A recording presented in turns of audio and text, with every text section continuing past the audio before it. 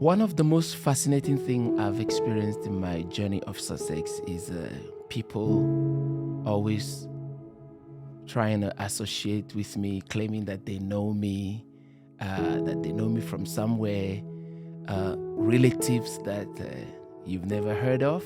They introduce themselves. My mother was the sister of the uncle that came before your grandfather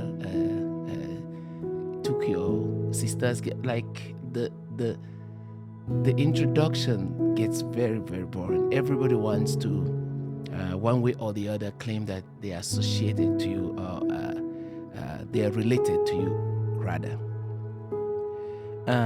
But it wasn't always like that. There was a time where nobody wanted anything to do with me. I was the guy that nobody would listen to.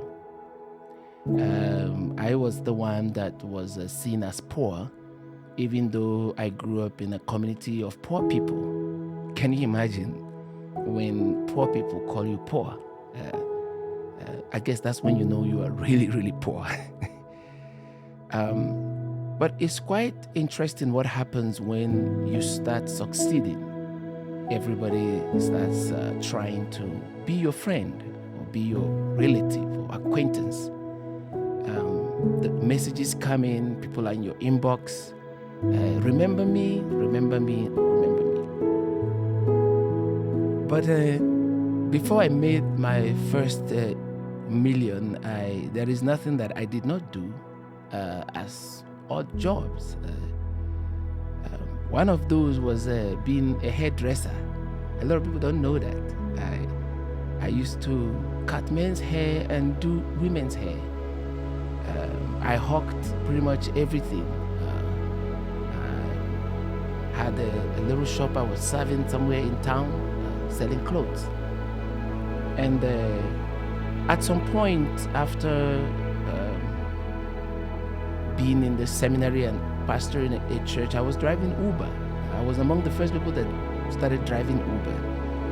And I remember something very interesting. One of the nights I was driving, I picked up one of my members then. She was going out with friends. I picked them up and dropped them at the club. And I was so ashamed, I didn't even want to talk to them so that they wouldn't know it was me. What am I trying to say? I'm trying to say that people are not interested in you as a seed. People are interested in you as a harvest. People are not interested in your seed. People are interested in your harvest. But it's good to be a seed. That is actually what I want to talk about today. I want to talk about the journey of a seed. One of the things that I love about a seed is that a seed knows how to work in silence. A seed knows how to sit in darkness. A seed knows how to work through the process. A seed knows how to trust the process. A seed knows how to work alone when nobody believes in you. A seed knows how to build in the dark places, because a seed understands that nobody cares about it. So many of you that are listening to me right now, you are in your seed level. You are in your seed process. That's why they can't see. You are pitching multi-million-dollar businesses, but they can't see it because it's at the seed level. You are trying to explain to them the project that will make them millions, but they can't see it because that project, that proposal is at the seed level. People can't see. It's only a few, 1% of the people in the world, which is probably the richest people, are the ones that are able to see the potential that a seed has got. But many other people, they are not able to see it. That's why you feel alone. That's why you feel like nobody cares. I want to encourage you. I want to tell you something. The reason is because you are a seed. You are in a process. You are in a process. What happens with a seed is that when it's planted, it goes down into the deep part of the earth. It stays there. It gets rotten. At this rotten level is when people say all kinds of nonsense about you. They say things they don't know. They believe things they don't know. They backbite, they front bite, they side bite. They castigate everything that you do because they can't see. That is the time when the scripture says, except a grain of wheat falls and dies and rots in the earth. That is that part of your life that is smelly. That part where nobody wants to associate with you. Maybe you are in that part. I want to remind you, it's not the end of the road. It's just a part of the journey. It's just a stage. You are just at a particular stage of your journey. And that stage is called rotten. That stage is ugly. It's not nice. Nobody cares about that stage. Nobody wants you in that stage. You are a beautiful woman, but nobody sees you in that stage. When you are at the stage of rotten, nobody can see you. Your message does not go through, no matter how deep it is, no matter how profound it is. Nobody cares about it because you are at that stage called rotten, which is a part of the seed process. From there, it begins to bud. It sits in the darkness, but one thing also happens while it's down there is mingling with the riches of the earth. What else is in there? Is the gold, is the silver, is the diamonds, is the cobalt, is all the minerals, the uraniums. Those are the things that are in the earth. Those are the things that mingle with the seed. Those are the things that the seed mingle with. When you're in your process, what you must take care of, you must make sure that you take advantage of the people you meet down there in the dark places, because those are special people. Those are your gold quality people. Those are your uranium quality people. Those are your diamond quality people. Those are your platinum quality people. There are not a lot of them. There are very few. Because down there in the darkest places, there's not a lot of things. There's not a lot of people. There are only treasures. But in that place, you're going to feel alone. You're going to feel like nobody is listening. Yeah, of course, people are not listening because nobody wants to listen to your seed. They only want to see the harvest. And then from there, you will begin to look for the sun. That's why I tell people, when you fall down, don't stay down. The seed only does one thing: when it dies and starts to resurrect, it starts looking for the sun. It starts looking for the sun because it knows that the only thing that can help it is the sun. It starts looking for the sun. It starts working through the mud. It starts working through the dark places. It's looking for the sun. When you fall, look for the sun. Don't stay there. There is nothing wrong in falling. There is nothing wrong in being abandoned. But are you gonna stay where they abandoned you? No. You must move. Just like Joseph. They buried him and they thought it was over, but it wasn't over. He went through his seed level and found himself in Potiphar's house. And there they buried him again. And he found himself in the prison for doing nothing. And then from there, he moved to the palace. Never allow people to find you where they abandoned you. Never let them find you where they left you, where they called you useless, where they called you a failure. Never let them find you there. You must move. That's why my favorite hashtag is we move. We keep moving. We don't stay. We must make sure we are making progress. If we are not flying, let's make sure we are running. If we are not running, let's make sure we are walking. If we are not walking, let's make sure we are crawling. Whatever happens, let's keep making movement. Because the seed does not stay where it dies. It wakes up. It starts to mingle with the manure. It starts to regain some strength. It starts to bud. It starts to find the light. And then it starts to come out. Now, this is what happens when the seed makes the first appearance out of the ground. It's so tender, it's so delicate. Now, this is a very dangerous aspect of the process of the seed as well, because a lot of people may want to crush it. Actually, a lot of people crush it. The animals can eat it. The bugs can eat it because it's so tender. Let me tell you something. When you are launching a new project, be careful, because they may want to step on it. They may want to kill it. Just like when Jesus was born, King Herod said to them, "Find him, let me go and worship him." Of course, he didn't want to go and worship him. He wanted to kill him. That's what people do. When your seed is coming out, when you're beginning to show the sign that you're going to make it out of the village, the witches are gonna rise. Bad belly people, they're gonna come. They want to kill the vision. They want to kill the seed. They want to crush you immediately. But you must never let it happen. You must protect your tenderness. You must protect your early days, your days of little beginning. You must protect it.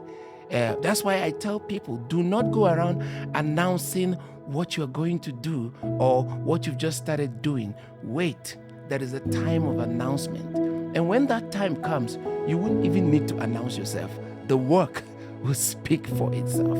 So when the seed starts to bud, it's so tender, and that is when a lot of evil people will want to crush it. That's why they want to look down on it. They tell you, oh, what are you talking about? It's just this. It's nothing. They will tell you most businesses die in 6 months. Most new businesses die in 1 year. Statistics shows that no business makes it past 5 years. That is complete rubbish. Actually, I don't want to say what I want to say right now because this is a family show, but it's actually rubbish.